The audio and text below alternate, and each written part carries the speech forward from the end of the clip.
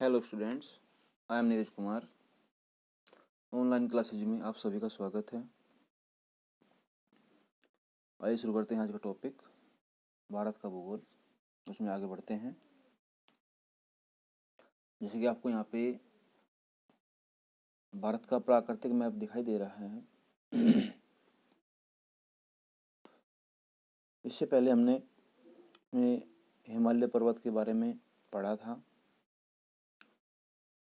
तो आज हम पढ़ते हैं हिमालय पार के हिमालय के बारे में, जिसे ट्रांस हिमालय भी कहते हैं। यह भारत के उत्तर में दक्षिण है। जैसे आपको ये दिखाई दे रहा है यहाँ पे ब्राउन कलर का, इसको हम यहाँ पे ट्रांस हिमालय कहते हैं। ट्रांस यानी हिमालय पार हिमालय। ये हिमालय के उत्तर में यानी उस पार स्थित है, इसलिए इसको ट्रांस हिमालय कहते हैं। ठीक है बच्चों, शुरू करते हैं। यह महान हिमालय के उत्तर में स्थित है। इस श्रेणी का अधिकांश भाग तिब्बत में होने के कारण इसे तिब्बतियन हिमालय भी कहते हैं। देखिए, ये यहाँ पे तिब्बत का क्षेत्र कहलाता है। इस पर वर्तमान में चीन का ही अधिकार है। तिब्बत में होने के कारण इसको तिब्बतियन हिमालय भी कहते हैं। इसमें काराकोरम, लद्दाख, जास्कर एवं कैलाश श्रेणियां शामिल हैं। यहाँ पे हैं, ये लिख रहा काराकोरम, जास्कर, लद्दाख और कैलाश श्रेणी, ये यहाँ पे है, श्रेणियां शामिल हैं। यहाँ पे वनस्पतियों का पूर्ण अभाव है। काराकोरम श्रेणी की काराकोरम श्रेणी को उच्च एशिया की रीढ़ कहा जाता है। ट्रांस हिमालय का निर्माण हिमालय से पहले हुआ है, यानी जो हिमालय पर्वत का निर्माण हुआ है उससे पहले ये ट्रांस हिमालय का निर्माण हो चुका था। इसकी सबसे ऊंची चोटी गोडविन ऑस्टिन यानी K2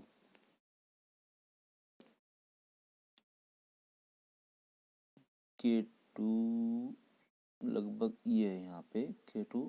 इसकी ऊंचाई 8,611 मीटर है।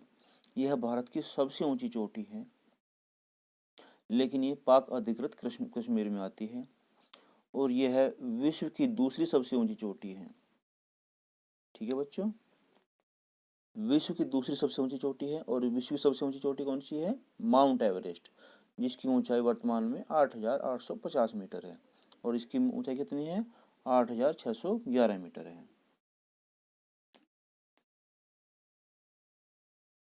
यहाँ पे एक क्वेश्चन और बनता है बच्चों 1 नंबर में, कि अगर मान लिए ये पाक अधिकृत कश्मीर में है तो स्वतंत्र भारत की सबसे ऊंची चोटी कौन सी है? तो स्वतंत्र भारत की सबसे ऊंची चोटी है कंचनजंगा।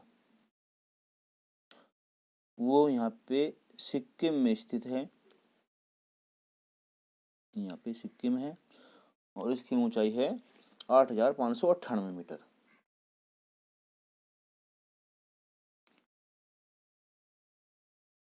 अच्छा, जो काराकोरम श्रेणी है इसको कृष्णगिरी श्रेणी भी कहते हैं। विश्व की सबसे अधिक तीव्र ढाल वाली चोटी राकापोची काराकोरम श्रेणी में ही स्थित है। ट्रांस हिमालय की काराकोरम श्रेणी को उच्च ग्रेड कहा जाता है। और ट्रांस हिमालय वृहद हिमालय से इंडस सांगपो सचर जोन द्वारा अलग होता है। ये ट्रांस हिमालय है, इधर हिमालय है, तो इसमें बीच में एक गैप है जिसको इंडस सांगपो सचर जोन कहा जाता है। सिंधु नदी ट्रांस हिमालय के जास्कर और लद्दाख श्रेणी के बीच से होकर बहती है। देखिए, लद्दाख और ये जास्कर यहाँ पे आपको दिखाई दे रही है, देख हल्की सी, ये है सिंधु नदी। इन दोनों श्रेणियों के बीच से होकर बहती है सिंधु नदी। और लद्दाख श्रेणी को, जो लद्दाख श्रेणी है इसको बुंजी नामक स्थान पर काटती है और वहाँ पे एक भारत का सबसे गहरा गार्ज भी बनाती है, जिसकी गहराई लगभग 5200 मीटर है।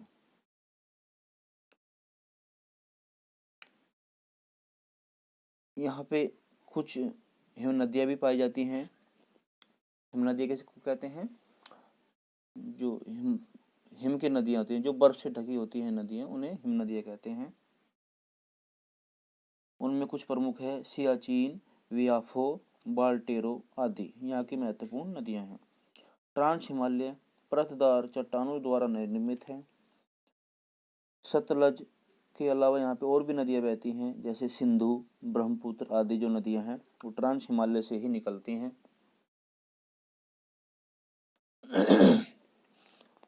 अब बात करते हैं पूर्वी हिमालय की, जो पूर्वांचल की जो पहाड़ियाँ हैं उनके बारे में। पूर्वांचल यानी जो भारत के पूर्व में स्थित है उनको पूर्वांचल की पहाड़ियाँ कहा जाता है। ये हमारा भारत है। यहाँ पे कुछ पहाड़ियाँ आपको दिखाई दे रही हैं। देखिए, ये हिमालय की श्रेणियों का ही विस्तार है। देखिए, यहाँ पे हिमालय की जो विस्तार है ये पूर्व से पश्चिम में लगभग, और यहाँ पे आके ये उत्तर से दक्षिण हो जाता है। तो जो पूर्वांचल की जो पहाड़ियों का जो विस्तार है वो उत्तर से दक्षिण है। ठीक है बच्चों, ये पर्वत श्रेणियां भारत और म्यांमार की सीमा पर अवस्थित है। भारत के पूर्वोत्तर में यहाँ पे देश है म्यांमार, जिसकी राजधानी क्या बताई थी आपको? नैपीदा है वर्तमान में। उससे पहले यहाँ पे रंगून थी इसकी राजधानी। तो म्यांमार के पश्चिम में स्थित है ये पहाड़ियाँ पूर्वांचल राज्यों में। पूर्वांचल राज्यों को एक नाम और से जाना जाता है, क्या कहते हैं उसको? Seven sisters. पूर्वांचल में यहाँ पे 7 स्टेट्स हैं, जिन्हें 7 स्टेट्स के नाम, 7 सिस्टर के नाम से जाना जाता है। ये पर्वत श्रेणियां भारत बर्मा सीमा पर यानी म्यांमार सीमा पर उत्तर से दक्षिण की ओर फैली हुई हैं। इसके अंतर्गत पूर्वांचल की मिसमी, पटकोई, नागा पहाड़ियां, त्रिपुरा पहाड़ियां आदि शामिल हैं। देखिए, यहाँ पे बहुत सी पहाड़ियां हैं। ये मिकिर पहाड़ी है, गारो पहाड़ियां हैं, गारो, खासी, जयंतियाँ। यहाँ पे बच्चों एक बात और ध्यान से सुनिए, यहाँ पे जो पहाड़ियाँ हैं, यहाँ पे रहने वाली जनजातियों के नाम पर उन पहाड़ियों का नामकरण किया गया है। जैसे गारो पहाड़ियाँ, गारो जनजाति है उसी के नाम पर यहाँ पे नाम है गारो पहाड़ियाँ। खासी पहाड़ियाँ जो खासी जनजाति के नाम पे रखा गया है। जयंतिया पहाड़ियाँ हैं वो भी उन्हीं के नाम पर रखा गया है। त्रिपुरा में त्रिपुरा पहाड़ियाँ वो भी उन्हीं के नाम पर रखा गया है। नागालैंड में नागा पहाड़ियाँ हैं, जनजाति के नाम पर रखा गया है। तो यहाँ पे बहुत सी पहाड़ियाँ हैं जो यहाँ पे जनजाति के नाम पर रखा गया है उनका नाम। डाफा बाम जो पहाड़ी चोटी है जिसकी ऊंचाई 4578 मीटर है, मिसमी पहाड़ियों की सबसे ऊंची चोटी है। और नागा पहाड़ी की सबसे ऊंची चोटी है जिसकी ऊंचाई 3926 मीटर है। इन पहाड़ी श्रृंखलाओं का निर्माण भी हिमालय के निर्माण के दौरान ही हुआ है। यहाँ की पहाड़ियों में रहने वाली जनजातियाँ झूम अथवा स्थानांतरित कृषि करती है। कौन सी कृषि करती है? झूम अथवा स्थानांतरित कृषि। उसे क्या कहते हैं, क्या होती है ये? यहाँ पे अधिकतर क्षेत्र पर्वतीय है, तो यहाँ पे किसान क्या करते हैं कि किसी क्षेत्र में जाते हैं, वहाँ के जो वन है उनको काट देते हैं, जला देते हैं और वहाँ पे कृषि करते हैं।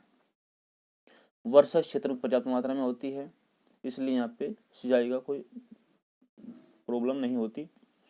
लेकिन जैसे यहाँ पे 3-4 सालों बाद यहाँ की मिट्टी की उपजाऊपन खत्म हो जाता है, तो ये उस क्षेत्र को छोड़कर दूसरे क्षेत्र में यही विधि अपनाते हैं। तो इसलिए इसको स्थानांतरित कृषि करते हैं, यानी कि एक क्षेत्र को छोड़कर दोबारा दूसरे स्थान पर जाकर कृषि करने लगते हैं, तो उसको कहते हैं स्थानांतरित कृषि। इसको विभिन्न देशों में और विभिन्न राज्यों में अलग अलग नामों से जाना जाता है, वो हम आपको ये टॉपिक आएगा वहाँ पे समझाएंगे।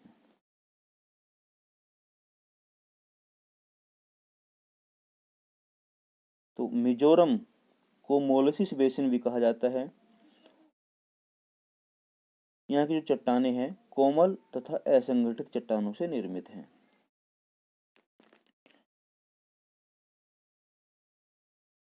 यहाँ पे है मिजोरम। मिजोरम में भी जो पहाड़ियाँ पाई जाती हैं उनको मिजो हिल्स कहते हैं, वो भी यहाँ पे जनजातियों के नाम पर रखा गया है इनका नामकरण। ठीक है बच्चों, आज के लिए इतना ही। That's all.